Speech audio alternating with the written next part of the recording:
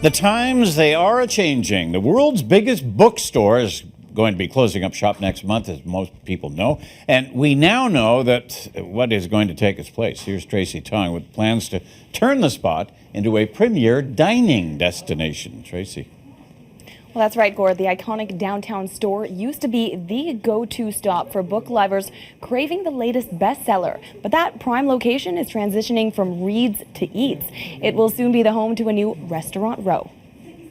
The building will have 40-foot clear ceilings and patios on the second floor and potentially on the rooftops as well. Plans for a culinary mecca with 4 new swanky restaurants to replace the world's biggest bookstore near Yonge and Dundas, promising to add to the bustling landscape of one of the city's busiest intersections. This will provide new culinary experiences for Torontonians and tourists to the area on Edward Street.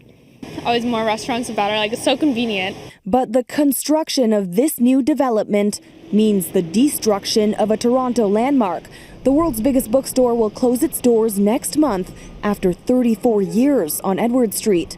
I just feel like it's a part of the history of Toronto. Maybe it's a sign of how we're going, but I think it's a big loss to the city.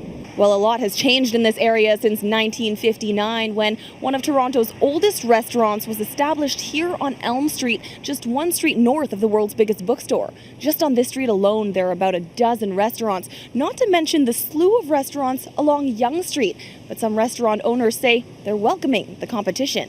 If a food court with one restaurant would not be successful, the more restaurants we can have in this neighborhood, the more people will want to come down here to try all the different cuisines.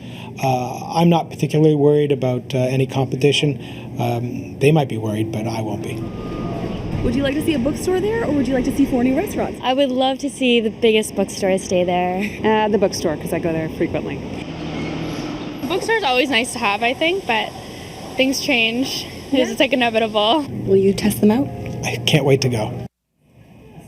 Now, the 4 restaurants are part of a much bigger transformation happening in the Yonge and Dundas neighborhood.